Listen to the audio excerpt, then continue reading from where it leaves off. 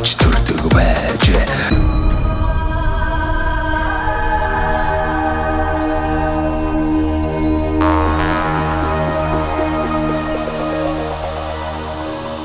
За монголчуудаа монгол эх орныг танилцуулдаг сумдаа сайхан амьдрын нэвтрүүлгээ Дундгавь аймгийн Дэлгэр цогц сумаас бэлтгэн өргөж байгаа. Дэлгэр цогц сумынхаа засаг дарга баяр сүхтэй уулзч байна. Тад өдрийн төргий. Дэлгэр цогц сум байна бас Дундгавьынхаа сумдууд дундаас бас юугээрээ онцлог сум бэ? Хэдэн онд байгуулагдчихсэн? Хэрхэн яаж хөгжиж байгааг хоёлаа сайхан ярилцъя. За танд сайн өдрийн төргий. Сайн үжиргүү. За манай Дундгавь аймаг бол Дундгавь аймгийн Дэлгэр цогц сум бол 1923 онд байгуулагдсан. За Түшээд хаан аймгийн Дайчин Бэсийн хошууны анхны сумдуудыг нэг өмнөх 2023 онд бол 100 жилийн хойг тэмдэглэж өнгөрүүллээ. Тэгээд 100 жилийн хойд угтаж нэлээдгүй бүтээн байгуулалтын ажлуудыг өрнүүлж, сумбрантгийн өнгө зэмжийг нэмэгдүүлж, ялангуяа Дундгавь аймгийн хойморт төршдөг төв улсын нартай автсан дагуу байрладаг учраас бас аймгийн нүүр царай болох энэ орон нутгийг хөгжүүлэх энэ ард иргэдийг сайхан амьдруулах боломж нөхцөлийг бий болгох тал дээр бас нэлээдгүй анхаарч ажиллаа өнгөрсөн 4 жил. Манай сумчин бол бас уул орхаагүй хөдөөж мал аж ахуй тулгуурласан тийм сум. За газар тариалан гэдэг ирэхлээр тариалан бэлчээрийн хадлан тариа хураах боломж нөхцөл багтай. Дан яг бэлчээрийн мал аж ахуй эрхэлсэн ийм сум байгаа. Тэгээд үндсэндээ бол сумын хэмжээнд бол 560-аад өрхтэй ийм сум байна. За суман дээрээ бол 140-од айл өрхтэй, бусд нь бол мал аж ахуй эрхэлдэг айл өрхтэй малчин ард иргэдээс үүссэн сум да. За би танаа сум дээр ирээд 2 хоног ажиллаж байна гэдэг. Төсвийн байгууллагуудаар явлаа, сургууль, цэцэрлэг, за эмнэлэг, соёлын төвгээд нэлээд олон сайхан та сая түрүү хэлсэн шүү дээ. Бүтээн байгуулалтууд нэлээд сайхан ойгоо хутаад хийгдлээ. Аймаг болон улсын төсвөрт мэн. За тэгэхээр ямар бүтээн байгуулалтуудыг бас энэ хугацаанд хийв, хэд хэдэн онд ашиглалтанд оруулав. Ингэж бүтээн байгуулалт хийснээрээ сумын иргэдэд ямар өгөөж өгөх вэ? Би бол цэцэрлэгийн дүргэлтийг харлаа л да. Нэг 150 хүүхдийн ортой цэцэрлэг юм байна. Одоогийн байдлаар сумын яг сургуулийн өмнөх боловсрол олж авах насны 6 хүүхэд байна. Дахиад цаана сул 50 хүүхдийн орон зай байна шүү дээ. Тэгэхээр цаашдаа энэ сум орон нутгийн хүн ам маань ихсэж олон хүүхдүүд төрөх юм бол нэг хэсэгтээ бол цэцэрлэгийн хөрөлцөө бол бас санаа зовлтгүй байх чинь байна л да тийм. Хүмүүсийн сум орон нутагт амьдрах боломжийг бүрдүүлэх хамгийн гол чухал. Амар тавиа амьдрах боломж нэгдүгээр, хоёрдугаарт орлогын нэмэгдүүлэх. За гуравдугаарт эрүүл мэндэд гарах. Ийм 3 боломжийг нөхцөлж хүн сайхан амьдрах боломжоор хангагддаг юм гэж би боддог. Тэгээд энэ үндсэн дээрээс бүтээн байгуулалтын ажлууд бол нийтдээ сүүлийн 4 жилийн хугацаанд бол нэг 6.9 тэрбум төгрөгийн хөрөнгө оруулалтыг сумд оруулсан байна. Тэгээд энэ хөрөнгө оруулалтууд нэмэгдснээр ард иргэн сайхан улсын төсвийн хөрөнгө оруулалтаар бол бүтээн байгуулалтын цэцэрлэг манай сумчин өөрөө ямар ч эхний ээлжинд бол төсвийн байгууллагууд нь цэвэрсэн толботчихсон. Ямар ч ус зөөгүүд байдаг болсон.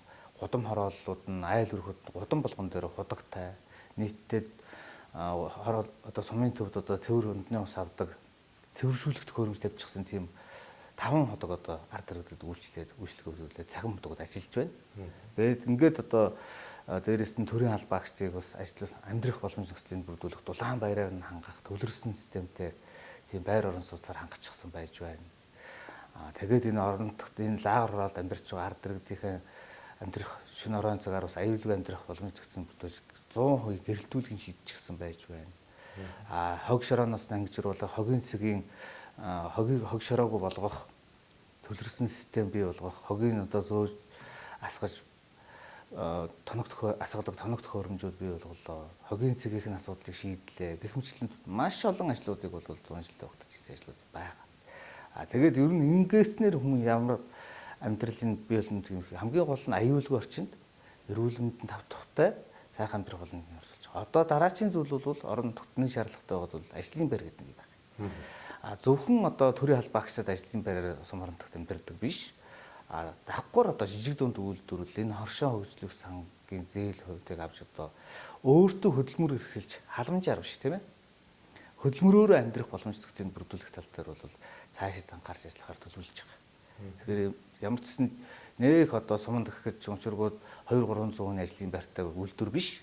4-5 уулаа хоршиж нэгдэж ажиллаад тодорхой хэмжээний бүтээгдэхүүн гаргаад бүтээгдэхүүнээ манайх чи онцлог нь аймагт ойрхон Улаанбаатараас 231 км энэ боломжийг бүрдүүлээ. Энэ бол бас их боломж.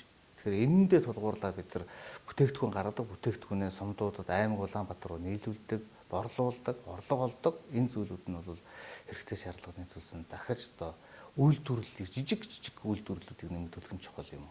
Жишээ нь гэж хэлэхэд бол жижигхэн бэдийн үйлдвэрч гэдэг юм уу тийм ээ. Жижигхэн одоо манай суманд одоо 2022 онд бол давхар одоо малын 2 дахь түүхийдийн давхар бүтээгдэхүүн боловсруулах үйлдвэр одоо жижигхэн үйлдвэрлэлээс зээл авсан иргэн байна.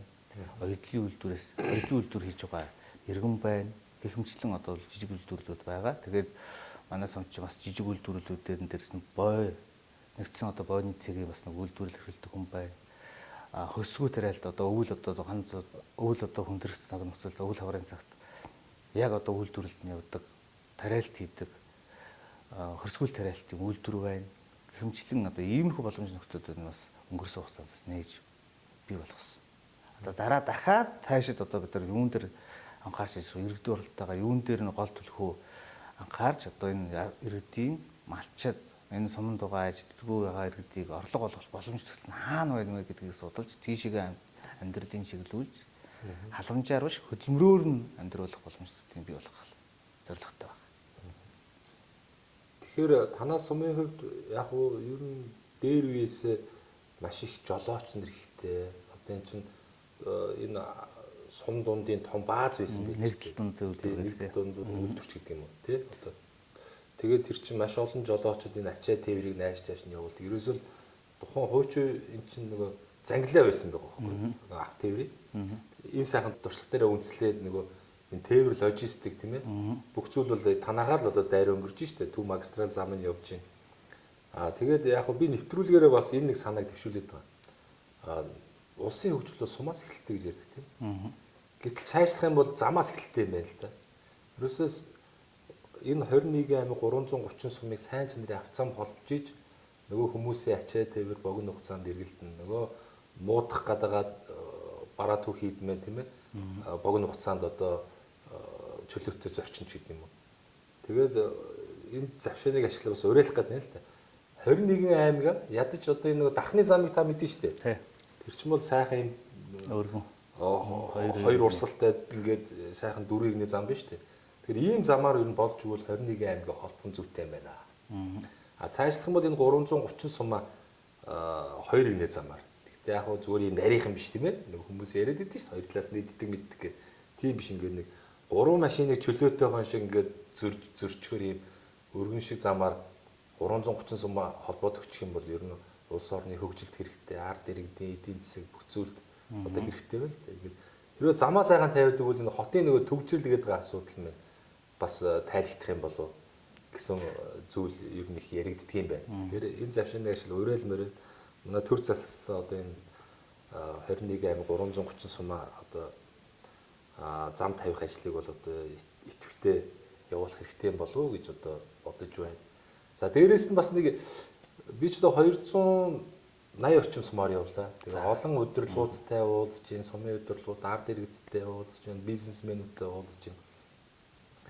Сумд ер нь нөгөө та сая түрүүлсэн ажлын байр хэрэгтэй байна. За зөвхөн одоо төрийн байгууллагт хүн ажиллаад авах бус зөвхөн нэг 2 3 одоо 8 нэрийн дэлгүүр ажиллуулад авах бус тийм үйлдвэрлэл эрхэлье. Тухайн одоо мал аж ахуй болон газар тариалан одоо тухайн нутгаас одоо гарч болох түүх хийдэг ашиглаж яаж одоо баялаг бүтээж болох вэ гэдэг юм. 330 суман дээр яг тухайн сумын одоо танаа сум шилбэл 2000 хэдэн зуун иргэдтэй байлаа гэхэд тэр иргэдийг хамруулсан хувьцаат компани байгуулъя. 330 ширхэг хувьцаат компани. Ингээ улс орон даяар ингээд энэ аяныг өрнүүлчих юм бол хичнээн олон хүн ажлын барьт болох үлээ. Тухайн орон нутгад одоо үнгүүдэд байгаа нөгөө арьс шир түүх хийдмэн тийм ээ. Одоо нэмэгдэх шингэх боломж үүснэ. За яг бүр эцсийн бүтээгдэхүүн хийдэг юм байхад ядаж сайхан боловсруулаад дотоод болон гадаад үйлдвэрлэлөө нийлүүлье. Чадвал энэ нөгөө 2000 иргэн байна. өөрснөө тий төрөөс тодорхой хэмжээний эхлэл үүсвэр дэмжлэгийг өгдөг ч гэдэг юм. Эсвэл одоо энэ 2000 иргэн мэ малтай бол малаараа, мөнгөтэй бол мөнгөөрөө нийлүүлж хуримтлал үүсгэж байгаад нөгөө үйлдвэр цехүүдэд байгуулъя. Ингэх юм бол нөгөө сумдаа сайхан амьдрах бас нөхцөл бүрдэх юм уу гэж их олон хүмүүс ярих юм. Та энэ дээр бас ямар санал бодол вэ? Боломжтой юу? Хамгийн боломжтой зүйл энэ байхгүй. Энэ Улаанбаатар руу төвлөрөл ихтэй, энэ төвжирэл нэгтэй, энэ утаандаа ингээд энэ ийм байгаа нөхцөл рүү хүмүүст нэг дайрахыг хүсэхгүй л дээ. Одоо бас харьцангуй залуучуудаас хөдөөд амьдрах боломжтой болж байна. Хөдөөд амьдрах гэсэн хүсэлттэй залуучуудаас уриалга гаргаж энэ их маш зүг байхгүй юу. Тэгээ энэний хамгийн гол зүйл бол энэ түрүү нөгөө ярьсан шүү дээ. Логистикийн төв, логистик одоо энэ зам тээврийг ашиглаад ер нь бол бас нэг буруу ойлголтууд яваад байгаа байхгүй. Сум дагуу, зам дагуу байсан сумдууд, аймагуд хөгжлөх муутай байдаг гэдэг. Тэр бол буруу байхгүй юу. Тэр сумдад бүр илүү хөгжих хэрэгтэй гэж би бодож байгаа байхгүй. Яг үнэ. Хамгийн одоо нэгдүгээрт бол хамгийн чанартай бүтээгдэхүүнийн замаар явах хэрэгтэй тийм ээ. Тоошороогоор яваад байдаг биш. Тэгээд манай дэлгэрсгтийн хувьд бол одоо энэ Улаанбаатарын дундгумын өмнөгөө холбосон усын чанартай зам дээр байна. Ирээдүйдээ бол одоо энэ ерөнхий 4 жилийн одоо улсын хурлын мөрөөдөлбөрт орсон байгаа, энэ засгийн газрын мөрөөдөлбөрт орсон байгаа. Хөндлөн тэнхлэгийн зам чинь бас манай аймаг, манай сум хоёрын дундуур чойр өвөр хангаа чиглэлээр бид баримтаа гаргасан байхгүй, баруушаа гаргасан. Тэгэхээр энэ дээр бол би бас бодчих. Ялангуяа энэ логистикийн төв, тэгээд энэ их хөдөлгөөн тий энэ их одоо автомашин зорчих боломж нөхцөл нь бүрдэж байгаа учраас энэ дээр нь тулгуурласан тодорхой хэмжээний хүмүүс үйлчлэгээний байгууллагууд нэгдэрт баймир юм байна. Хоёрдугаар түрүүний яг нэг бараа бүтээгдэхүүний зөөдөг, дамжин өнгөрүүлдэг тэр боломжийг бий болгох бодлого бас байна. Тэгээ энэ тэгэж үж эн чин улс оргиж чинь. Тэгээд дээрэс нь залуучуудыг суманд амьдрах боломж нөхцөлийг яаж бүрдүүлэх юм бэ, тийм ээ? Тэгээд тэрийг дэмжиж өгдөг. Бид нар одоо энэ хоршоо хөгжүүлэх энэ жижиг үйлдвэрлэлүүдийн биелэх таны нөгөө түрүүний ярьдаг нөгөө 330 хувьцаат компани бий болгох тийм ээ. Тэгэх юм бол энэ тэг ялангуяа энэ хэрэгцээнд анхан шатны түүхийд оронтгоос гарч үлээж энэ чинь үйлдвэр бий болох гэдэг юм. Бид нар анхан шатаа үйлдвэрлэгч анхан шатын бүтээгдэхүүнээ хятадаас ч юм уу гадаадаас ч юм уу авдаг гэдэр байх юм бол энэ цаашаа бас явахгүй л да. Бүр нөгөө юмны үнэ үртгийн нэмэгдэлт нь үүснэ. Тэгэхээр дэлгэрч цогтод ямар боломж байгаа юм бэ тийм ээ? Дэлгэрсгтүүд анхан шатны одоо тэр бүтээгдэхүүн тэр үйлдвэрлэлийн бүтээгдэхүүн юу гарах юм бэ? Ноос ноолоор нь гарах юм уу? Түүхийд нь гарах юм уу те? Утас үйлдвэрлэлийг гэж ноос нь хангалттай байх чадах юм уу? Жилийн дөрвөлөөр доктортой ажиллаж чадах юм уу бэ? Энэ хөдөлгөөний судалж байгаа гэх юм бол энэ маш зүг санаа. Тэгээд ялангуяа бол аймаг болгондоо ятгад аймгийнхаа улсынхаа хэрэгцээг хангахад бол дундгүй хэмжээнд нийлээд ингээд 15 сумтай л да 15 сумын хэмжээнд нэг үйлдвэр байвал бас хүмж болох л та тийм ээ. Ингээд нэг борлуулалтаас авахгүй даа дээрсэн. Сум болгоны онцлог бас байгаа шүү дээ. Тэ? Сум болгоны онцлог тулгуурлаа. За яг 2-3 сумын нийтлэх үйлдвэртэй байж бол хэрэгцээ юун дээр вэ? Түүн тулгуурс үйлдвэрлэлүүд байх юм бол хамгийн хүчтэй цааш явах гэж. Тэгээ нэг борлуулалт тэ? Борлуулалт хийдэг. Тэгээд манайх ч нөгөө би түрүүс чинь энэ логистикийн чиглэлээр одоо хэрвээ дундгуйд одоо дундгуйн арьс хэрэг ятгад түүхийдийг боловсруулцдаг тийм үйлдвэр байх юм бол өмнөгийн тэр нэг уул уурхайд түүхийд чинь маш их хэрэглэгдэж шүү дээ. Арьс ширэн бүтээгдэхүүн одоо өмнөгийн уул уурхайн тэр гагнуурчад тэр уул уурхайн хүнд механизм барьдаг хүмүүс чинь бэйли тэр арьсан ширэн бэйли тэр арьсан ширэн бүслүүр хормогч гэдэг тиймнүүд нь хэрэгцээтэй шаардлагатай байдаг. Яг. Тэдрийг бид нар ядахад арьс ширээ хангацдаг. Би тэр өмнөгийн тэр нэг сайхан тэр үйлдвэр арьс ширний үйлдвэр эрхдэг нэг компани эрхлэг ахтаа болж ирсэн. Улаанбаатараас очиж 5 шарын тэндээс очиж арьс ширээ нөгөө бэлдсэн авдаг, арьс ширээ авдаг. Тийм байдаг гэж байна. Тэрийг бид нар газрын ойртуулаад юу арьс ширэн манай дээр үнэгүй байна те. Тэрийг тодорхой хэмжээнд боловсруулад тийш нийлүүлдэг байх юм бол бүрэн боломж бидэрт байгаа байхгүй. Боломжийг бид нар суурийн газрын олгоод үйлдвэрлэх байр савн боломж өгсөн үйл тэр бүрдүүлээд тэгээд тэр үйлдвэр компани нэгдээд яадаг бол сумранддаг бол 100 дэмжиж тэн дээр хамтарч яжээд тэрэнд ажиллаж байгаа ажиллах боловс суучингууд нь сумаасаа байдаг. Мэдээж инженер мэргэжлийн боловс суучингууд нь бол цаанаас ирдэг юм байна тийм ээ. Тэгээд ингээд хамтарч ажиллах боломж суучинг бүрдүүлэх бол зөвхөн сум өөрөө оршин тогтно гэдэг энэ дээр дайраад байх юм бол боломжгүй асуудал. Тэгээд аль алд одоо төр засгийн байгууллага аймаг орон нутгатайгаа нийлж хөгжих боломж гэдэгт судалж хөгжих юм чухал. Сая ингээд бэлчээр хүмүүс хашаад эхэлж штэ. Энэ дээр бол ус орны хэмжээнд энд янз бүрийн юм яригадаад байна. Зарим хүмүүс одоо маш их одоо тэр сайхан өвс ногоо ургадаг тэр хөндийг чинь ингээд ерөөсө хичнээн 100 м-ээр ингээд хашаалж аваад тэргээр хууч ингээд хүмүүс машин замаар зочдөг бол замыг хаацсан ингээд тойроос саад бартаа бий болсон. Нөгөө малчт нь ингээд тийшээ орё ихээр хөөж туудаг. Нөгөө малчт хоорондоо зөрчилдөг асуудлууд энд яригадаад эхэлж байгаа байхгүй. Тэгээд би надацгаас танаа сумруу ингээд орж ирж илээ. Гэтэл ингээд нөгөө бас замыг хаагаад ингээд бараг хэдэн 10 км ингээд нэг хашаалцсан л байна л та. Тэгээд энэ одоо бас ямар учиртай хашаалцсан байдгийг оршоолуулаад дунд нь бас газар олгоод байгаа мó тэр нь хэмжээ дамжаанд бас ямар байх хэвтэй. Энэ хүмүүс бас энэ хуулийг бас гажуудуулаад хэтрүүлж аваад байна уу? Ямархуу зүйлстэй малчд тулгарч байна. Сумын удирдлагууд бас ямар зүйл энэ хашаалхын асуудалтай бас яаж одоо бас та зохицуулт хийх гэж байна. Энэ талаар хоёул нэг ярив. Тэ энэ бэлчээр хаших асуудлууд бол сүүлийн жилүүдэд манай сумаас бол 2008 10 оноос эхэлж бэлчээрийг хашиж эхлэдэг байгаа хүмүүс. Тэгээд яг нөгөө түрүүч нь хашсан хүмүүсийг дуурайгаад ингээд бэлчээр хашуул ингээд хавар одоо мал цаг өвлийн цаг хүндэрсэн үед бол малаа оруулах боломжтой байна гэдэг. Энийг ингээд судлаад үзэхээр бол өмнө бэлчээр бол дундын өмчтэй, усын өмчтэй тий. Зөвхөн малчин хүний өмч шихгүй юу? Тэгэхээр энэ дээр бол бэлчээрийг хашаад ингээд учраа самбарыг хассан. Одоо манай сумд 24 онд бол мөлий хол айлууд хашлаа бэлчээрийг. Тэгээ одоо нөгөө олон боодол 1000 гаруй боодол ус хавдалж авдаг биш.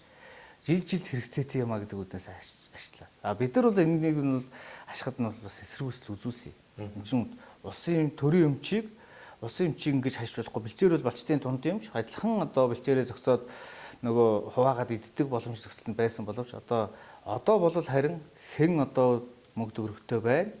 Хэмар малчин олон малтай байна. Тэрний хэмжээгээр аших тийм одоо үзэгдэл тийм буруу үзэгдэл бий болоод байгаа. Тэгэхээр энэ дээр бол бас төрөлцгийн бодлогоор цаанаас нь одоо бэлчээрийн тухай хууль батлаад тийм бэлчээрийн чинь одоо ингээд жирийн иргэн дуртай газар хаших тийм боломж төртийг бас багасгахгүй бол ирээдүйдээ бид нар яг өвөр Монголын ус шиг болно. Нөгөө бэлчээрийн мал аж ахуй гэж биш болно. Яг жинхэнэ нөгөө хашаандаа тойроод иддэг, хашаага идэлгээл одоо нэмэлт бордоо иддэг тийм одоо малтай болох юм. Үндс нь энэ болоод байна гэдэг. Хоёрдугаарт бид нар сум орнотгоос яасан бэ гэхээр захын том бэлчээр хассан хүмүүстэй бол уулзаж үчи албан шаардлага үүсдэг бэлчээрийг буулга нөгөө одоо хаяанда байгаа хөрш саагалт айлуудынхаа боломжийг бий болгож өг гэдэг үнсээс албан шаардлагуудыг хөрвүүлсэн. Тийм боловч одоо яг одоо өнөөдөр дахиж очиод бэлчээрийг буулгаад бид нар ингээд төрөөс ингээд салин хүнс гаргаад буулгаад авах боломж бол байхгүй ч. Яг тэгвэл нөгөө хувийн дээр нь угаад тэр бэлчээр усын өмч боловч дээр нь нөгөө шон торд нь бол хувийн өмч болж чаддаг байхгүй. Тэгээд яг тэрүүн нь бол салдагт хүндрэлтэй болж байгаа. Яг дээрээс бидэрт одоо яг энэ хууль дүрм журмыг баримтлаа гэсэн дүрм журм гарчих юм бол бид нар мэдээж сум орнотдог бол Улсын хурал засгийн газар аймаг орнотгоос хэрэгжүүлж байгаа хууль дүрмийг хэрэгжүүлэх үүрэгтэй. Тэрийг л хэрэгжүүлж явна. Тэгэхээр энэ бэлчээрийн тухай хууль батлагдана гэж сүүлийн 4 жил ярьлаа. Ерөөсө батлагдсан. Энэ бэлчээрийн тухай чинь хангаан бүсэд нэг өөр, говийн бүсэд нэг өөр болчихсон шүү дээ. Хангайхан бол үйл хаврынхаа бэлчээрийг чөлөөлөөд нөгөө гол руу хаяад буучдаг. Нүгэд мөлөө урт нөгөөд одоо уул даваад. Говьд бол тийм байхгүй. Яг л одоо нөгөө хорооны хажууд байж яадаг. Тэгээ хорооноос холондыг байхад дахиад нөгөө айлын хороонд ажид буучдаг. Тэгээд нөгөө тэрнээсээ болж одоо бэлчээрээсээ болж хэрүүл маргаан сайхалт айлууд хоорондоо маргах, хатуунаар хоорондоо маргах юм чи ийм зүйлүүд болоод байгаа. Тэгэхээр энийг л цаанаас нь хууль дүрм журмаас зохицуулж өгөхгүй бол болохгүй байгаа. Тэгээд одоо бид нар бол одоо дараагийн бэлчээр ашиглалтыг бол дэлгэрүүлэхгүй дахиад албан шаардлагуудаа хөрвүүлнэ. Яг одоо очиод буулгаад янзлах гэхээр дүрм журмын хүмүүд бол бас дутагдaltaй байна. За, дэлгэр цагт сум байл одоо Дундгой аймгийн хоймор одоо үүд хаалгуулсан сум аа. Дотоод гадаадын аялагчд бол одоо танаа сумаар дайр өнгөрч байна.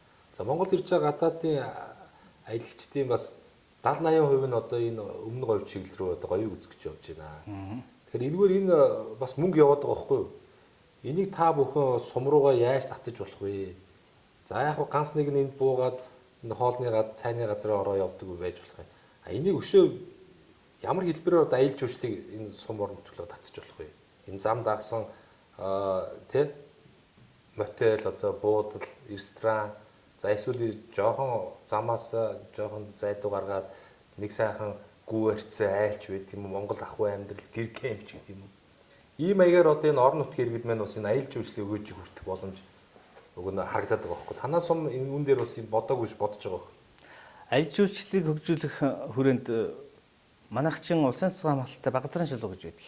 Яг манайхаар одоо манайхаас баруун шин байгаа. Манайхаас дайраад гадаадууд дотоодууд бол аялал жуулчлалын сонирхоор явдаг. Байгалийн төсөл бар газар улсын цэцэн хамгаалалт газар. Тэгэхээр өмнө өөрөө бас их явж байгаа. Тэгэхээр энийг одоо бид нар яаж ашиглах вэ? Ер нь газар тухайн газар нутаг дээр хэсгэл дээр байгаа орон нутгаас илүү иргэдэн тэр аялал жуулчлалаас боломж төслийн орлогоо олох хэрэгтэй. Тэгээд манай багцрын шилүүнд чинь 3 жуулчны ажил байдаг л да. Манай сумын харьяатай. 2 гэр кемп байгаа. Тэгээд тэр одоо иргэд түүнээс яаж орлогоо олох вэ гэхээр нэгдүгürt бол би жуулчны баазуудтай бол нийгмийн хариуцлагын хүрээнд тэр иргэдээс хажууд байгаа саахалт байгаа айл үргүүдээс нэгдүгээр чанартай мал авъя. Сүү цагаагаа хөдөлтөж явдаг байя. Тэ? Ингээд тэр гаргаж байгаа хог могоон сумрантгийнхаа хогийн зүгтэр төлрүүж хайдаг байя. Тэгээд дээрэс нь одоо боломж олдвол морь мал унуулдаг байя. Тэ? Тэмээ мал унуулдаг байя. Энд чинь говийн бүсийн аймаг юм чи тэрүүгээр онцлог байя. Тэ? Тэгж орлогууд янзтай. За нэгдүгээр, хоёрдугаарт бол ялангуяа бол таны хэлдэг үсв. Сум орнотгаар одоо дамжин өнгөрөхт нь бас тэр сум орнотог түүнээс орлого олох. Тэ? Тэр одоо зочдуудал цааны газар кофе шопыг ажилуулах боломж зөвхөн бүрдүүлэхэд бол бид нар бол энэ замдагуу бол газар олохгүй нь хөвөлтэй л та. Сууд одоо сум мэдээ, сумын цаг дарга мэдээ олгодог. Мэдээж дуудлага газрын тухай хуулиараа дуудлага зарал тендер зарж явдаг. Тэгээд боломж нь бол бид нар бол энэ дээр аль болох одоо энэ зөвхөн аялал жуулчлалын хажуугаар энэ өвлийн цагт аялал жуулчлалыг зөвхөн улирлын чанартай гэж ойлгож болохгүй. Өвлж явдаг, хаварж явдаг боломж зөвхөн бүрдүүлэх тийм гэр кемпүүд, зочдуудлууд, цайны газар, хоолны газруудыг бий болгохын тал дээр бол бид нар бол үндсэндээ газар зохион байгуулалтын сумын газрын төлөвлөгөө, жилийн газрын төлөвлөгөөнд суулгаад оруулаад дуудлагуудтайгаа оруулаад хууль төрийн зарчмуудаа хэрэгжүүлж явж байгаа. Энэ бол одоо бидний бас нэг боломж сумын хөгжлийн нэгдлийн боломж энэ дээр аялал жуулчлал. За тэгээд бас хэсэг хугацаанд сумынхаа тухай, хөгжлийн тухай бас тодорхой мэдээлэл хүргэсэн явдал баярлалаа. Манай нэвтрүүлгийн хамтрагчны байгуул байгаа. Одоо энэ мөх Amber Construction гэдэг. Тэгээ манай нэвтрүүлгийг үзэх дуртай энэ Монгол залуучууд Монголдо чанартай хямдхан барилгын материалыг үйлдвэрлэх зорилготой залуучууд. Тэгээд мөнх Amber Construction танай нэвтрүүлгээр сумандаа одоо сайхан амьдрахыг зорж байгаа олон сайхан хүмүүс ордог учраас боломж олгооч. 10% хөнгөлөлтийн эрхийг олгоорой гэсэн. Тэгээ энийг танд болон танаа одоо тэ байгууллагын хэрэгцээнд бас одоо зөвшөөрөл өгье гэж бодож байна. Тэгээд 10% хөнгөлөлтийг өгье. Энэ барилгын компанийн хүмүүс маань нөгөө Лего блок гэдэг том блок үйлдвэрлэж байна. За вакуум цонх үйлдвэрлэж байна. Тэгээ хөөс нь одоо сэндвич хан болон дээврийг үйлдвэрлэж байна. За дотор гадар эмүүлс будаг, чулуун будаг үйлдвэрлэж байна. Ер нь байшин байгууламж барих шаардлагатай бүхий л барилгын материалыг үйлдвэрлэхийг зорж байгаа юм хамт олон байгаа. Тэгээд энэ эрхийг танд олгоё. За дээрээс нь танд бас энэ завшааныг ашиглаад идэг шиг дэлгэр цогц сумынхаа угуул сугуул зон олондоо за мөн одоо оюутан ах үзэгийн хамт найз нөхдөдтэй ер нь Монгол орны өнцөг болон бурцууга таныг таньж мэддэг бүх сайхан хүмүүстэй энэ нэвтрүүл гарах өдрийн чин сэтгэлийн мэдлэгээ төвшүүлж. За баярлалаа тэгээд.